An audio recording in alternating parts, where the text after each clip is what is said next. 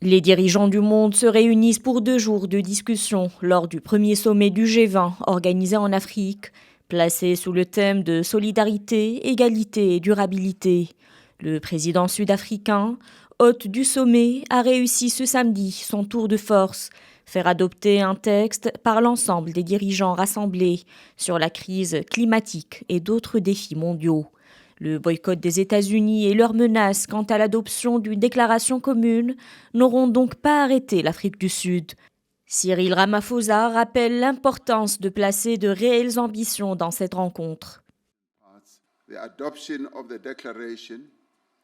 L'adoption de la déclaration du sommet envoie un signal important au monde entier.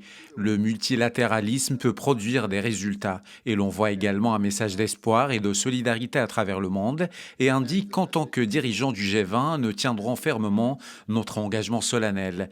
Nous ne devons rien permettre qui puisse amoindrir la valeur, le prestige et l'impact de la première présidence africaine du G20.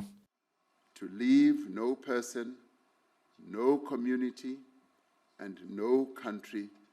Les différents conflits en cours sont également évoqués lors du sommet, avec un appel à travailler pour obtenir une paix juste, globale et durable dans les territoires palestiniens occupés, au Soudan, en République démocratique du Congo et en Ukraine. Ma plus grande inquiétude aujourd'hui est que nous ne voyons pas suffisamment de multilatéralisme face à 3 conflits majeurs qui perdurent dans le monde. Premièrement, la guerre d'agression menée par la Russie en Ukraine. Deuxièmement, la situation à Gaza. Troisièmement, la situation au Soudan. J'espère donc que nous nous orienterons davantage vers le multilatéralisme.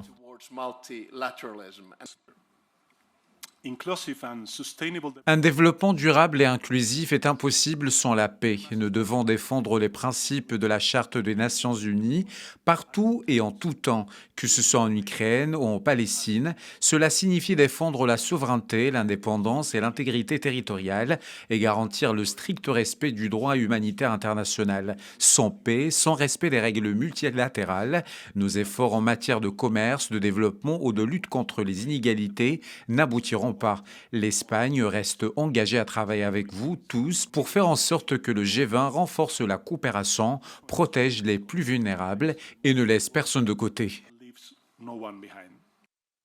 Le président sud-africain peut se targuer d'un premier succès, l'adoption d'une déclaration commune par les membres participants.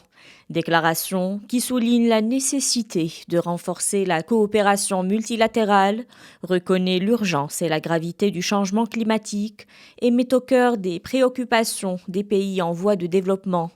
L'Afrique du Sud estime que la déclaration a été adoptée à l'unanimité, même si les États-Unis, qui boycottent le sommet, ne l'ont pas signé.